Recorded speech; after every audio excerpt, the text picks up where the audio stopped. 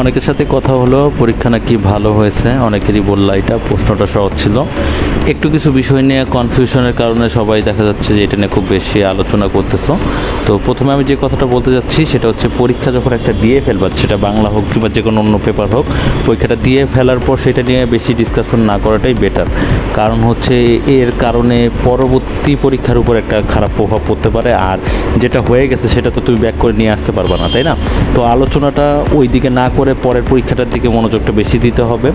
এখানে যে কনফিউশনটা সবাই তো মানে সবার মধ্যে দেখতেছি, সেটা হচ্ছে গিয়ে ভ্রমণের অভিজ্ঞতা রচনাটা যারা লিখছো তারা একটু কনফিউজড হয়ে গেছো।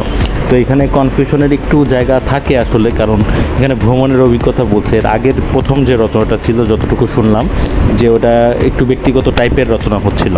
তো তাহলে সেই ক্ষেত্রে তো ওইটা ব্যক্তিগত টাইপের হলে এটা একটু বস্তুনিষ্ঠ টাইপের, মানে টপিক বেসে ভ্রমণের অভিজ্ঞতা কী, ভ্রমণে গেলে কি হয়, ভ্রমণ দিয়ে আমরা কিভাবে শিখতে পারি, এইসব আলাপটা একটু বেশি দেওয়া দরকার ছিল।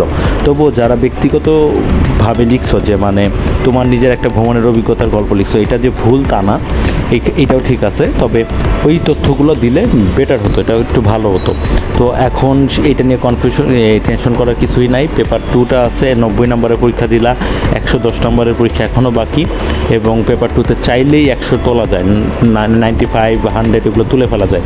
তো 95, 100 তুলতে পারলে সেখানে কিন্তু এখানে একটু নাম্বার কমে গেলেও এই স্টারটা কিন্তু থেকে যাবে। তো সেই জায়গা থেকে প্রিপারেশনটা নাও। 2টো পরীক্ষা আছে আরও, বাংলা পেপার 2 এর আগে আরও 2টা পরীক্ষা, ইংলিশ এবং ম্যাথ দিতে হবে। তো সেগুলোর প্রিপারেশনগুলো ভালো করে নাও। আমি আমার দিক থেকে পেপার 2 এর জন্য যতটুকু সহযোগিতা সম্ভব আমি করব।